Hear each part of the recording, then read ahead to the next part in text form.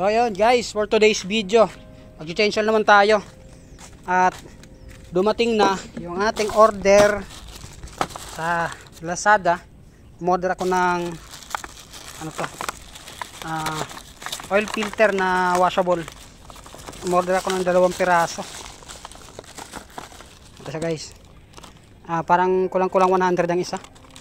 Tapos ang gagamitin naman nating langis ngayon, tatry ko tong langis ng sea oil.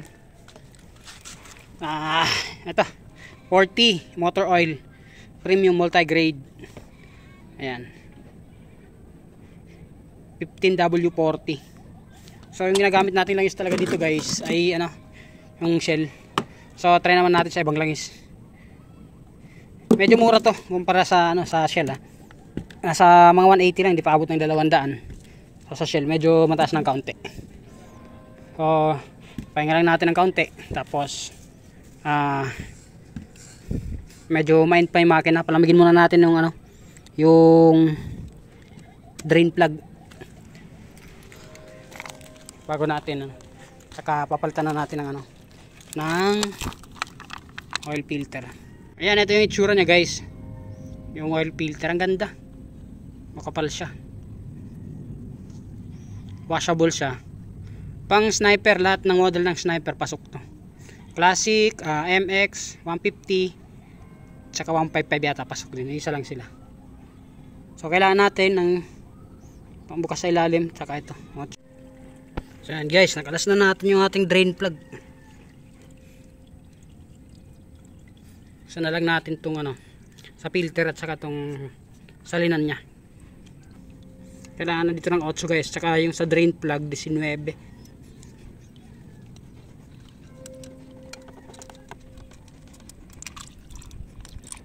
Kaya natin yung itsura ng ating oil filter.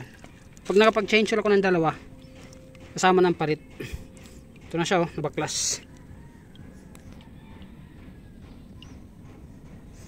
Comment nyo naman guys kung may nakapag na, kung yung mga naka-experience na gumamit ng nitong washable na oil filter. So titilt lang natin pag para tumagas dito.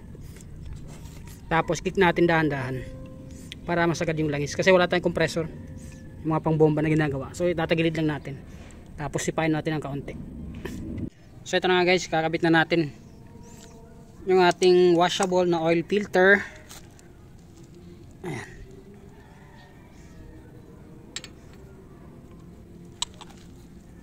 Pag ganyan,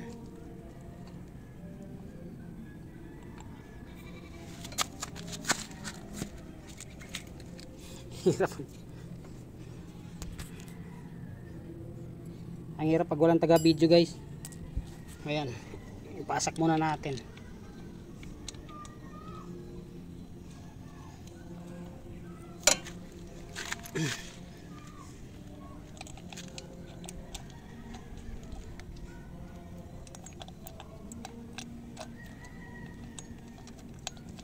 So higpitan lang natin guys, no?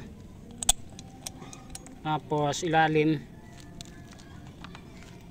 na drain plug kabit. Tapos salinan na natin ang langis. At eto na nga guys, maglalagay na tayo ng langis. Nakabit na natin lahat. Sa mismong sea oil natin to binili guys, Kinang. Ang maganda lang sa kanya, meron siyang mga sukatan. Ayan 1000 ml, 800, 500, 400, 200 ml. So yan, sasalang natin. So hindi ko na i-video guys dahil mahirap yung ating gagawin. Wala tayong videographer at saka wala tayong tripod. Ayan guys, nasali na natin lahat.